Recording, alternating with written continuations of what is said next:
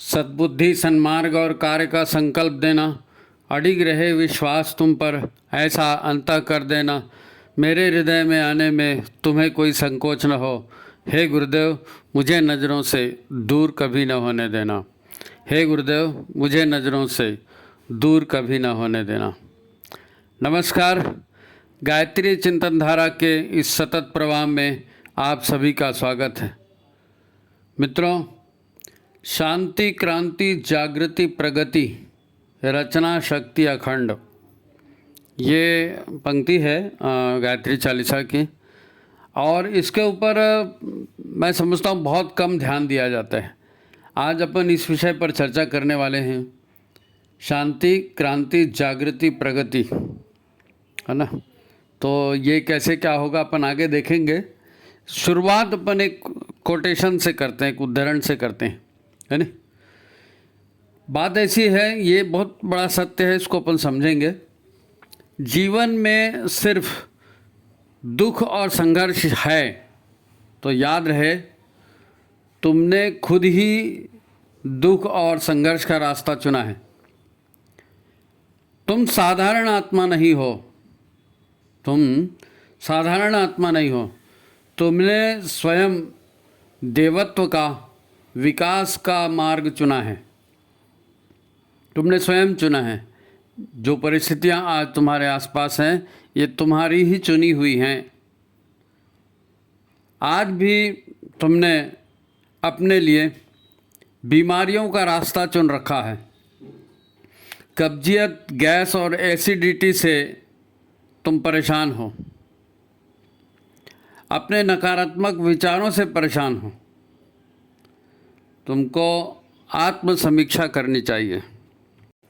मित्रों, आप ये कह सकते हैं कि हम अपने आप के लिए, स्वतः के लिए दुख और मुसीबतों का रास्ता क्यों चुनेंगे, बीमारियों का रास्ता हम क्यों चुनेंगे। ये हमारा चुनाव नहीं है। लेकिन ऐसा नहीं है, ऐसा नहीं है। गुरुदेव ने भी यही कहा कि मनुष्य अपने भाग्य का निर्माता आप है। तो अगर ये कुछ परिस्थितियां हमारे आसपास दिख रही है और हमको समझ में नहीं आ रहा है, तो बेहतर है कि हम इसको समझें, क्योंकि गुरुदेव ने कहा है तो कुछ सोच कर कहा होगा। सबसे प्रमुख बात है वो ये कि तुम साधारण आत्मा नहीं हो। हमको यही लगता है कि हम तो मामूली आदमी हैं जी, हम तो ऐसे ही जी, हम तो वैसे ही हैं जी, हमारी तकदीर में ये लिखा है, हम तो ये भुगत रहे हैं, उनको देखो फलाने, वो जितनी कहानियाँ आप जानते हो। लेकिन जब गुरुदेव कहते हैं कि तुम सामान्य आदमी नहीं हो और तुमको हमने बुलाया है, तुम हमारे कहने से आए हो, तुम हमारे बच्चे हो, तो आपको और हमको इसके ऊपर अविश्वास नहीं होना चाहिए और हमको इसको समझने का प्रयत्न करना चाहिए कि ये बात अगर कही जा रही है तो ये बात क्यों कही जा रही है। क्योंकि बीमारियां तो हैं, दुख मुसीबतें तो हैं, हमने बुलाई हैं, गुरुदेव ने भी हमको बुलाया है, तो किसी अच्छे के लिए बुलाया होगा। अच्छे आदमी है, अच्छे आदमी से उम्मीद है, इसलिए अच्छे आदमी को बुलाया गया है। अब ये एक्चुअल में क्या है, इसको अपन आगे समझेंगे। वो अपन लोग एक गीत गाते हैं ना अपन, स्वयं भगवान हमारे गुरु, परम सौभाग्य हमारा। उसमें एक बहुत सुंदर लाइन आती है, बहुत सुंदर पंक्ति आती है। देव संस्कृति ने देवों को विकल हो पुनः पुकारा है ना। संस्कृति रक्षा के लिए देव शक्तियों ने देव आत्माओं को विकल होकर फिर से पुकारा है, और ये पुकार सबके पास जा रही है। देखो, दुनिया में 3 तरह के लोग हैं, दुनिया में 3 तरह के लोग हैं। आज अगर आप गायत्री चिंतन धारा सुन रहे हैं, इस तरह के विचारों के संपर्क में आ रहे हैं, तो आप सौभाग्यशाली हैं। और इसमें कई लोग हैं, कई तरह के लोग हैं, 3 तरह के लोग हैं। पहले तरह के लोग वो हैं जो ईश्वरीय संदेश को, युग संदेश को सुन रहे हैं और वो अभी आसुरी प्रवृत्ति के संपर्क में उतना नहीं आए हैं और अपने आप को श्रेष्ठ बनाने के लिए साधना के मार्ग पर, तपस्या के मार्ग पर, आदर्श के मार्ग पर चला रहे हैं। ये पहले तरह के लोग हैं जो इस तरह के विचारों को सुन रहे हैं और उसमें रुचि लेके आत्म परिवर्तन के लिए लगे हैं। ये पहली श्रेणी है। दूसरी श्रेणी वो है जो इसको विचारों को सुन तो रहे हैं, लेकिन वो आसुरी शक्तियों के प्रभाव में भी आ चुके हैं। आसुरी शक्तियों के प्रभाव में भी आ चुके हैं। लेकिन अब चूंकि ये विचार जा रहा है तो धीरे धीरे उनका भी मन बदल रहा है कि नहीं, हम गलत रास्ते पर थे और हमको अपने आप को सुधारना है। ये दूसरी तरह के लोग हैं। और तीसरी तरह के और भी लोग हैं, तीसरी तरह के और भी लोग हैं जो इस संदेश को सुन तो रहे हैं, उनके पास संदेश जा रहा है, लेकिन उनको लग रहा है कि अरे कहाँ इस चक्कर में फंस गए, छोड़ो हटाओ इसको, बंद करो, ये अपने काम की चीज़ नहीं है। तो एक इस संदेश का स्वागत करके इसके आधार पर ऑलरेडी चल रहे हैं और उनको अच्छा लग रहा है संदेश। दूसरे वो हैं जो आसुरी प्रवृत्तियों के प्रभाव में तो आ गए हैं, उनको मालूम है कि हमारे अंदर ये बुराइयां हैं और यार इसको छोड़ना पड़ेगा कैसे भी करके, नहीं तो हमारा बहुत नुकसान होगा। ये विचार उनके अंदर में आया है और वो सुन रहे हैं तो अपने आप को बदलने की कोशिश में भी लगे हैं। तो हम लोग इस दूसरी श्रेणी के हैं, हम लोग इस दूसरी श्रेणी के हैं। आप ये भी कह सकते हैं कि आपको किसने बता दिया कि हम आत्म सुधार में लगे हैं। मन में आ सकता है, आप कह सकते हैं कि भाई आपको किसने बता दिया कि हम आत्म सुधार में लगे। तो बात ऐसी है कि आप नहीं मालूम कितना जानते हो कितना नहीं, लेकिन एक बात है, आप अगर ट्राई करें तो आपको भी अनुभव में आएगा कि आज दुनिया भर में आध्यात्म अपने उभार पर है, आध्यात्म अपने उभार पर है। अभी तक भ्रष्टाचार, अनाचार, हिंसा और ये दुनिया भर की बातें चल रही थी, आज भी चल रही हैं। लेकिन आज जो भी अच्छे व्यक्ति हैं, उन अच्छे व्यक्तियों के अंदर से आध्यात्मिकता का, है ना, सात्विकता का एक उभार पैदा हो रहा है। उभार, है ना, मनुष्य शाकाहारी बन रहा है, वीगन बन रहा है, या योग कर रहा है, या आध्यात्म के अध्ययन में लगा हुआ है, या यूट्यूब के माध्यम से देख सुन रहा है। ये एक बहुत बड़ा परिवर्तन है जो नई पीढ़ी में भी आ रहा है, नई पीढ़ी में भी आ रहा है। नए नए लोग देव शक्तियों का, भक्तों का ये कर रहे हैं। और काफ़ी आपने देखा होगा धर्मांतरण का भी विरोध होता है, और जो अभी तक हिंदू चुपचाप बैठे थे और अपने देवी देवताओं की अवमानना और उनका अपमान सहन भी कर लेते थे, तो अब थोड़ा सा संघर्ष के रास्ते पर आ रहा है हिंदू समाज। तो उभार तो है, धर्म का, आध्यात्मिकता का, सात्विकता का एक उभार है। और इसीलिए ये कहा गया है कि आपके अंदर जो है वो बात है और वो उभर रही है।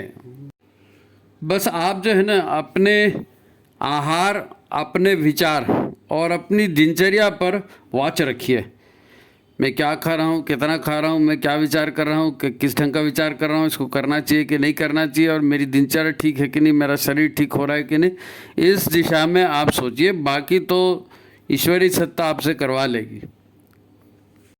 बस आपको सचेत रहना है, जागृत रहना है।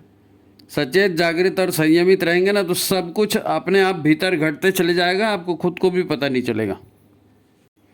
बस आज का ये जो एपिसोड है ना, ये इसीलिए है कि ये जो सात्विकता का उभार आया है, ये जो ईश्वरीय संदेश आपके पास पहुंच रहा है, ये दोनों पॉजिटिव साइन हैं। सात्विकता का उभार भी पॉजिटिव साइन है, और गायत्री चिंतन धारा का आज वीडियो आप यहाँ तक सुन चुके हैं, ये भी इस बात का प्रमाण है कि आपकी इस दिशा में रुचि है। तो ये बहुत अच्छी बात है, और अपन इस विषय पर और डिटेल चिंतन करेंगे ताकि आपको लगे कि हाँ, ये जो कुछ भी कहा जा रहा है वाकई सत्य कहा जा रहा है और हमारे फायदे के लिए है। तो इस महत्वपूर्ण विषय को अपन चला रहे हैं। आप वीडियो को लाइक कर दीजिए, शेयर कर दीजिए, है ना, और जिन्होंने चैनल को सब्सक्राइब नहीं किया है वो सब्सक्राइब भी कर दीजिए। मित्रों, चैनल का पिछले जो एपिसोड था उसमें अपन ने डाला था कि कुछ नए सुधार भी करना चाहते हैं अपन। ये जो वीडियो संदेश आ रहे हैं इसकी विषय वस्तु में कुछ नए सुधार भी करना चाहते हैं, और वो महाकाल के नाम से होंगे। तो उस पर आपके विचार आमंत्रित किए थे, तो ज़्यादा लोगों ने विचार भेजे नहीं हैं। आपसे अनुरोध है आप इसके पिछले वाला वीडियो देखिए और उससे संबंधित अपने विचार ज़रूर हमको भेजिए। तो खैर, ये तो सूचना होगी। तो अपन आज के इस एपिसोड में अब आगे चलते हैं, ठीक है। तो सबसे पहले अपन यही देखते हैं, शांति, क्रांति, जागृति, प्रगति, रचना, शक्ति, अखंड। नवसृजन के लिए गुरुदेव ने युग शक्ति का आह्वान किया, अवतरण कराया, और जो नवसृजन की बात की गई उस नवसृजन का आधार ये 4 शब्द बता रहे हैं: शांति, क्रांति, जागृति, प्रगति। शांत रहकर मतलब मन में जो ये उल्टे सीधे बहुत सारे ढेर सारे विचार आते रहते ना, इन विचारों को निषेध करना है। विचारों की शांति होनी चाहिए, है ना। अब जाहिर है बहुत सारे विचार आएंगे तो सबके ऊपर तो काम नहीं हो सकता ना। कोई एक विचार आएगा वो उसी के ऊपर काम कर पाएंगे, लेकिन एक विचार आएगा और टिकेगा कुछ देर, है ना। ये तभी होगा जब हमारा मन शांत होगा। अब मन को शांत करना है। मन को कैसे शांत करेंगे? मन को बताना पड़ेगा कि ये तुम्हारे लिए इम्पॉर्टेंट है, इधर ध्यान दो, है ना। और सबसे इम्पॉर्टेंट आज अपन जिस विषय की चर्चा कर रहे हैं वो ये है कि गुरुदेव ने कहा है कि तुम सामान्य आत्मा नहीं हो, तुम सामान्य आत्मा नहीं हो, देव संस्कृति ने तुमको पुकारा है। तो ये इतनी बड़ी बात है, और इधर तो ध्यान लगना चाहिए ना गुरुदेव की बात पर। जब गुरुदेव कह रहे हैं कि तुम सामान्य नहीं हो तो हम इसको देखेंगे। इसके लिए जो है, जो शुरू में अपन ने कोटेशन कहा ना कि जीवन में सिर्फ दुख और संघर्ष ही है यदि, तो याद रखो कि ये दुख और संघर्ष को तुमने खुद ही बुलाया है, तुमने खुद ही चुना है। तुम साधारण आत्मा नहीं हो। ये कोटेशन में जो अपन ने शुरू में कहा ना, इस विषय पर ध्यान देना जरूरी है, तब हमको समझ में आएगा। देखो, अच्छी आत्माएं जो है ना, ये ईश्वर के मार्ग पर चलती हैं, बुरी आत्माएं नहीं चलती हैं। अच्छी आत्माएं मतलब सेवा की, सहकारिता की, लोक कल्याण की, है ना, किसी को दुख न पहुंचाने की जो बात होती है, उसके लिए आत्म सुधार के लिए जो साधना की जाती है ना, आध्यात्म के मार्ग पर चला जाता है, योग के मार्ग पर चला जाता है, ये सब अच्छी आत्माओं के लक्षण है। ये सब अच्छी आत्माओं के लक्षण है ना। अब गुरुदेव ने हमको अच्छा कहा, तो गुरुदेव ने हमको अच्छा कहा तो क्या बताया? यही बताया कि बेटा हर हवन में जो है, हर पूजन में जो है, देव दक्षिणा के रूप में अपनी एक एक बुराई को समर्पित करते जाओ, अपनी एक एक बुराई को समर्पित करते जाओ। यही विज्ञान है, बुराई को समर्पित करने का विज्ञान ही है। लेकिन ऐसा है कि ये तो इस जन्म की आपको जो याद है ना, इस जन्म में आपने दिया तो भाई मेरे कोई अमुक गंदी आदत है, या मैं ये करता हूँ, या मैं झूठ बोलता हूँ, या मैंने अमुक को धोखा दे दिया, या मेरी वजह से उसका नुकसान हो गया, जो भी चीज़, तो इस जन्म की आपको याद है। लेकिन सबसे ज़्यादा परेशानी जिस बात की हमको होती है, सबसे ज़्यादा जिस बात की परेशानी होती है वो ये है, हमारा घर, हमारे घर का वातावरण, पति पत्नी, माता पिता, भाई बहन, बच्चे, यहाँ से हमको दुख और तकलीफ़ें मिलती हैं। यहाँ से हमको नकारात्मक भावनाएं हम पर आती हैं। हमको ऐसा लगता है कि हमको टॉर्चर किया जा रहा है, या हमें लूटा जा रहा है, या हमारे साथ छल हो रहा है, ऐसा हमको लगता है। लेकिन गुरुदेव ने जो कहा बुराई छोड़ने का, तो ईश्वरीय विधान, जैसे लोग कहते हैं ना कि भी ये तो उसकी तकदीर की बात है, प्रारब्ध की बात है, तकदीर से तुमको ऐसा बेटा मिल गया, तकदीर से ऐसी बेटी मिल गई, तकदीर से ऐसा पति या पत्नी मिल गई, तकदीर से ऐसा घर मिल गया। तो ये हर बात में जो तकदीर लेकर के आते हैं, ये तकदीर क्या है? जो प्रारब्ध हम लेकर के आए हैं उसी के लिए दूसरा शब्द कहा गया। तकदीर उर्दू शब्द है। प्रारब्ध जो इस मानव शरीर जो हमको मिला है, इस शरीर में हमको क्या क्या काम करने हैं, उस काम का एजेंडा है, वही प्रारब्ध है ना। उस काम का एजेंडा है, वही प्रारब्ध है। अब प्रारब्ध तो काटे कटता नहीं, वो तो जब तक आप उसको भोगेंगे नहीं जाएगा नहीं। तो ये चीज़ हमने चुनी है, ये चीज़ हमने चुनी है। दुख, दर्द, मुसीबत, तकलीफें, बच्चे, पति पत्नी, ये सब हमने चुना है। हाँ, हमने चुना है। और कब चुना है? जन्म लेने से पहले, क्योंकि माँ बाप तो जन्म लेने के बाद चुन नहीं सकते, भाई बहन जन्म लेने के बाद चुन नहीं सकते, है ना। अब पति पत्नी चुनते हैं जन्म लेने के बाद, तो भी कैसे चुनते हैं? अगले हफ्ते से पता चल जाता है कि क्या चुना है ना। तो ये सब प्रारब्ध है। ये आपको लगता नहीं है कि हमने चुना है, लेकिन जन्म से पूर्व ये चुना गया है। अब इसको जोड़िए गुरुदेव की बात से कि गुरुदेव कहते हैं कि अपनी एक एक बुराई का त्याग करो। तो जब आप शरीर में नहीं थे, जब शरीर का, इंद्रियों का इस तरह का बंधन आपको नहीं था, अशरीरी थे, तो अशरीरी थे, उस समय आपने ये बात को अनुभव किया कि आज मुझको बिना शरीर के जिन दुख, मुसीबत और पीड़ाओं से जूझना पड़ रहा है, काश ये काम मैंने नहीं किए होते। भाई आपने किसी को छल किया, आपने चोरी किया, आपने किसी की हत्या की, किसी को मारपीट किया, तो जब देह रहित आत्मा है ना, जीव कह रहा हूं मैं, है ना, सीधा आत्मा पे मत जाइए, क्योंकि मन बुद्धि चित्त अहंकार है, तो वो मन बुद्धि चित्त अहंकार और आत्मा मिलाकर जीव होता है। शरीर भर नहीं है, बाकी तो आदमी वही है ना। तो उसको शरीर छोड़ने के बाद ये लगता है कि वो मेरे को ऐसा नहीं करना चाहिए था, मेरे से ऐसा हो गया, मेरे को ऐसा नहीं करना चाहिए था, मेरे से ऐसा हो गया। लोग कहेंगे कि वाह, आप तो मरने के पहले की बात बता रहे हो, किसको कैसे पता चलेगा? कौन जाने भैया पिछले जन्म में हमने ऐसा सोचा था कि नहीं था, हमको तो कुछ याद नहीं है। तो याद नहीं है ये भी सौभाग्य है, याद नहीं है ये भी सौभाग्य है। अब मान लीजिए आप हजारों जन्म हो गए, नहीं मालूम कितनी पत्नियां बनी, कितने पति बने, कितने बच्चे बने, कितने लेनदार देनदार बने, किसी कुछ मालूम है? कुछ नहीं मालूम। अब इतने सब एक साथ चाव चाव करेंगे तो नहीं संभव होगा ना।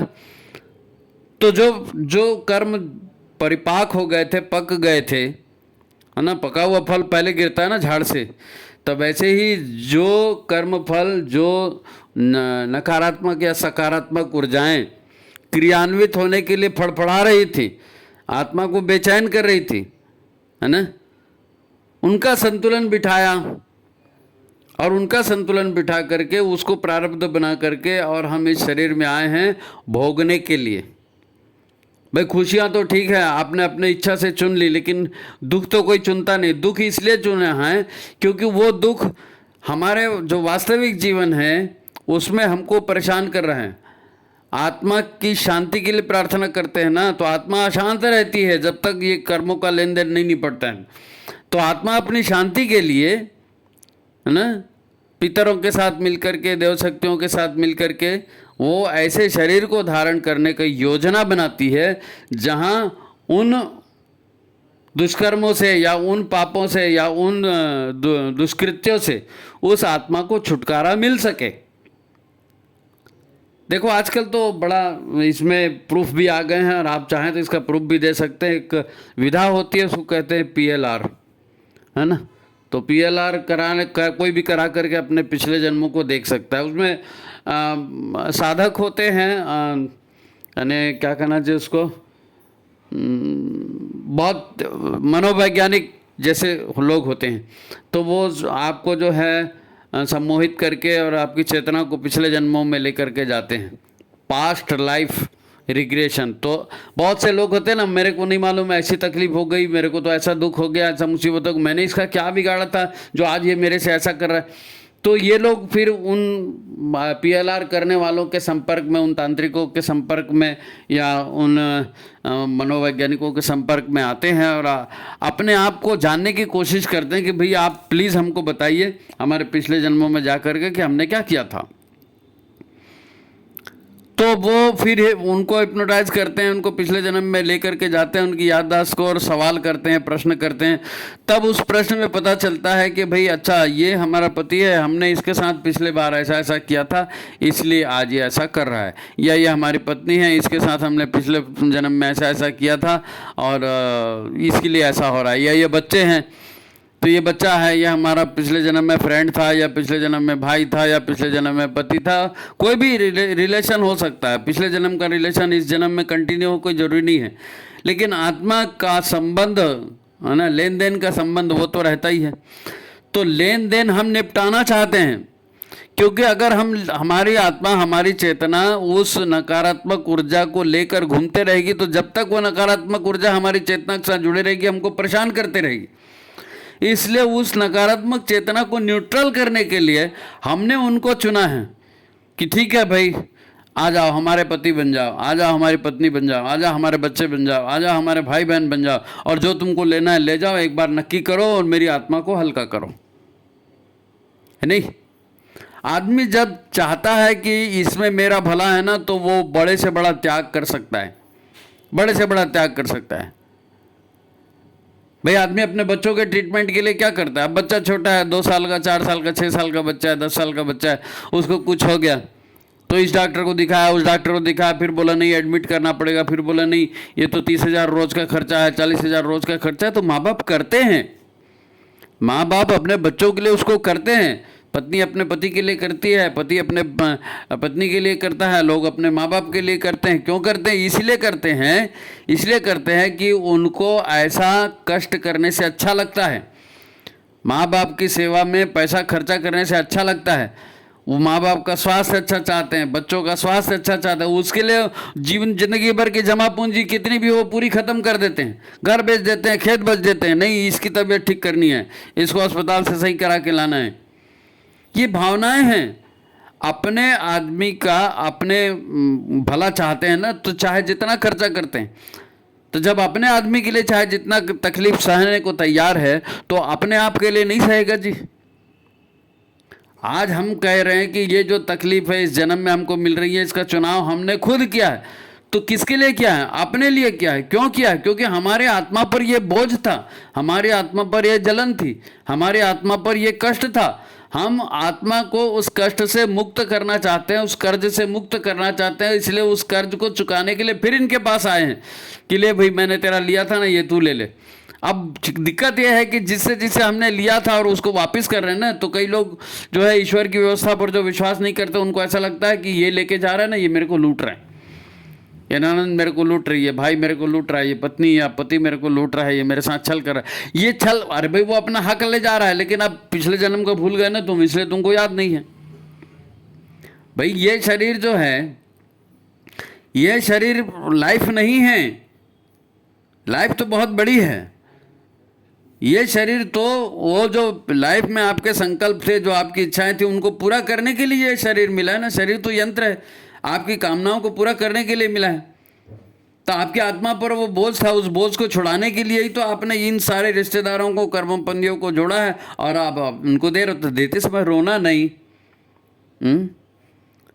हम ईश्वरी की व्यवस्था को सर्वव्यापी और न्यायकारी मानकर उसके अनुशासन को जीवन में उतारेंगे। ईश्वर ने न्याय करने के लिए, ईश्वर ने अच्छा करने के लिए आपको ये सुझाव दिया और आपने उसको स्वीकार किया, और आप इस जन्म में उन सारे संबंधियों का ऋण चुकाने के लिए आ गए। लोग भी आए हैं अपना धर्म, अपना ऋण चुकाने के लिए आपके पास। तो कोई अच्छा भी कर रहा है आपसे, कोई बुरा भी कर रहा है। तो इन परिस्थितियों का चुनाव हमने स्वयं किया है। अब आप कहेंगे हमको नहीं मालूम, तो इसीलिए नहीं मालूम भैया कि वो मेमोरी आपकी लॉस कर दी गई है ना। आप तो उतना प्रारब्ध ही लेकर के आए हैं, पूरा का पूरा आकाशीय रिकॉर्ड थोड़ी आप लेकर के आए हो, कर्मफल का पूरा बंडल वो आप लेकर के नहीं है। आप तो एक प्रारब्ध लेकर के आए हो, उतने का ही है तो उतना ही आपको मालूम पड़ेगा, पिछला कैसे पता चल जाएगा। केवल आपने ये सद्बुद्धि का काम किया है ऐसा नहीं है। आज तो बड़े बड़े विदेशी विद्वान हैं, इंजीनियर हैं, बड़े बड़े वैज्ञानिक हैं, वो सब अपना काम और अपना जॉब छोड़ करके भारत आ रहे हैं, यहाँ साधु सन्यासियों से दीक्षा ले रहे हैं। कोई अवघड़ बन रहा है, कोई कुछ बन रहा है। उनको ये सब नहीं चाहिए, वो परेशान हो गए भौतिकता से। इतना पैसा आ गया, इतना आ गया, जीवन में शांति नहीं आ रही है, सुख नहीं आ रहा है, वो सब छोड़ छाड़ के इधर आ गए। तो ये आध्यात्मिकता की एक पुकार आई है, और आध्यात्मिकता की पुकार उन्होंने स्वीकार की है। और अपने आप को श्रेष्ठ बनाने के लिए, अपनी आत्मा की उन्नति के लिए जीते जी शरीर के रहते रहते जो साधनाएं कर सकते हैं वो करना है, करके वो लोग कर रहे हैं। अब हम लोग इस चीज़ को भूल गए हैं, और हमारा मन अभी भी भोगवासना में लगा हुआ है, और हम देने के लिए उतावले नहीं हैं, देने के लिए उतावले नहीं हैं। हम इस बात को नहीं समझ पा रहे हैं कि गुरुदेव हमको श्रेष्ठ आत्मा का कह रहे हैं, और यहाँ पर भी कहा गया कि आप श्रेष्ठ आत्मा हो, और हमने आपको भगवान का काम करने के लिए बुलाया, क्योंकि आप हैबिचुएटेड हो भगवान का काम करने के लिए। पिछले जन्म में किया था आपने, इसी उम्मीद से तो आपको जोड़ा गया है और आप जुड़ भी गए हो। आज ये प्रवचन सुन रहे हो, गुरुदेव का साहित्य पढ़ रहे हो, या माला जाप कर रहे हो, या साधना कर रहे हो, तो ऐसे ही कर रहे हो क्या? ऐसे ही नहीं करता कोई, ऐसे ही अपने आप नहीं होता। श्रेष्ठ आत्मा हम हैं और हमको शांति से, है ना, जहाँ विधि राखा है राम, शांति शांति से, जैसा भगवान ने परिस्थितियां दी हैं, अपनों के साथ लड़ाई नहीं करनी है, अपनों के साथ संघर्ष नहीं करना है, अपनों के साथ छल नहीं कर रहा है। दुनिया करती है, करती रहे, उससे आप ध्यान मत दीजिए। दुनिया करती करते रहे। हर मनुष्य अकेला पैदा होता है, अकेला मरता है और अकेला अपने पापों का फल भोगता है, गुरुदेव ने कहा ना। तो हमको अपना देखते हुए अपने काम को करना है। अब इसका उदाहरण देखिए। आपको अगर ये लग सकता है कि शायद हमने ऐसे ही कह दिया होगा कि भाई हमने ये जीवन स्वयं चुना है कष्टकर, ये संबंध जो कष्ट हमको दे रहे हैं इन संबंधों को भी हमने चुना है, ऐसा आपको लगता होगा कि ये झूठ है। लेकिन वास्तव में देखिए कि भगवान ने हमको जो शरीर दिया है, इससे अच्छा उदाहरण तो दूसरा हो नहीं सकता। यह ऑटोमेटिक शरीर है, सब डेवलपमेंट अंदर ही अंदर होते हैं। आपको कभी झांक के देखने की जरूरत नहीं है कि मेरे अंदर क्या चल रहा है, सारा ऑटोमेटिक सिस्टम है। आपको सब नहीं सुनना चाहोगे तो भी सुनाई देगा, नहीं देखना चाहोगे तो भी दिखाई देगा। दिल बराबर धड़कते रहेगा, किडनी बराबर काम करते रहेगी, लीवर बराबर काम करते रहेगा, हर चीज़ ऑटोमेटिक होते रहती है शरीर में। इतना सुंदर शरीर दिया है भाई। देखो ये जो है ना, मेरा तुम्हारा, है ना, ये झगड़ा लड़ा, ये वास्तव में कुछ नहीं होता। मेरा तुम्हारा कुछ नहीं है। हम सब जो है अपने आत्मा का बोझ हल्का करने के लिए, है ना, किसी को देना था तो वो भी फड़फड़ा रहा है कि मैं दूंगा, किसी को लेना था वो भी फड़फड़ा रहा है कि मुझको यहाँ से मिलना चाहिए। तो ये लेन देन करने के लिए हम शरीर धारण करके एक साथ जुड़े हैं ना। है तो सभी अमृत पुत्र, है सभी अमृत पुत्रियाँ, ईश्वर के या गुरु के पुत्र पुत्री हैं, यही तो सच है। आध्यात्म विज्ञान हमको बताता है कि हमारी चेतना अनेक वांछित अवांछित ऊर्जाओं का, कर्म संस्कारों का पिटारा लेकर चल रही है, कर्म संस्कारों से घिरी हुई है। हमारे मन ने सकारात्मक नकारात्मक ऊर्जाओं को समेट रखा है, बांध रखा है, हमारे मन ने बांध करके रखा है, क्योंकि वो यहाँ से हिलेगी नहीं। मन के द्वारा ही वो संकल्प बने हैं। नकारात्मक ऊर्जाएं हमारी जीवात्मा को बोझ लगती हैं, नकारात्मक ऊर्जाएं हमारी जीवात्मा को बोझ लगती हैं, नकारात्मक ऊर्जाएं हमारी जीवात्मा को बेचैन किए हैं। मरने के बाद भी लोग शांति प्रार्थना करते हैं ना, जीवात्मा की शांति के लिए 2 मिनट मौन। अरे तो तुम 2 मिनट मौन रख रहे हो वहाँ पे, लेकिन जीवात्मा यहाँ अपनी शांति के लिए स्वयं कर्जा चुका रही है। स्वयं कर्जा चुका रही। ले भैया बात खत्म हो जाए, हमारे दिमाग से वो हट जाए। इसीलिए तो शरीर धारण करने के पूर्व हमने ये कष्टों को स्वयं चुना है। शरीर धारण करने के पूर्व, शरीर धारण करने पर हमने स्वयं से इन कष्टों को चुना है। अपनी आत्मा को शांत करने का रास्ता हमने स्वयं चुना है, अशरीर रहते हुए चुना है।